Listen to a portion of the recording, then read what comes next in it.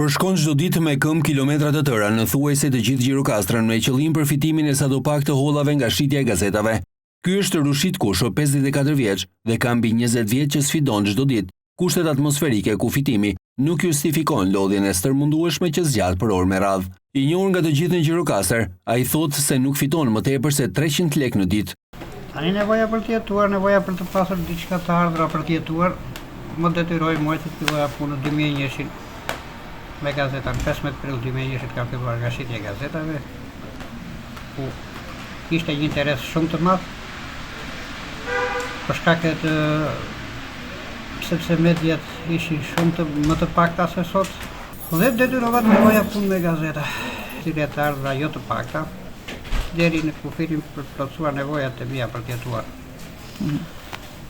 Dhe kjo punë, këtë punë vazhdoj edhe sot të gjithë dita, por dhe kam parë që interesi për shtypin e shkruar bie nga viti në vit, shoh nga anat si rezultati përsosjes teknologjisë apo i shtimit mediatik, shumë njerëzve nuk ju pëlqejnë.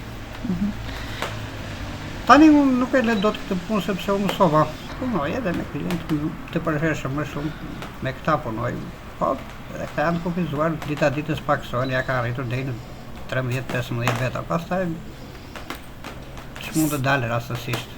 Krahasimisht me vitin kur e fillova, unë zila një rrogë të mirë, domethënë një rrogë të mesme, një punonjës të mesëm administrativ, flas për administratën lokale.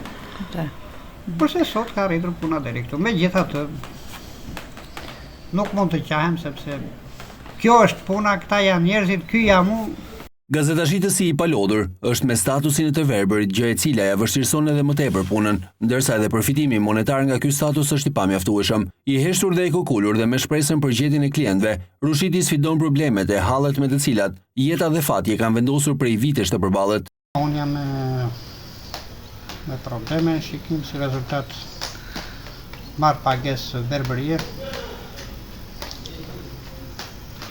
dhe është dhe kjo një ardhur me të cilat ndihmëse për të jetuar. Deri diku për shembull orientohem, kam atë aftësinë vetë orientuese. Pastaj kjo punë vetë orientimi do dhe lëvizja do të kesh kujdes. Mosinteresimi i qytetarëve për blerjen e gazetës sipas tij vjen për dy arsye: lodhja nga lajmet politike dhe më kryesorja rrjetet sociale, ndërsa gazetat më të shitura janë ato sportive.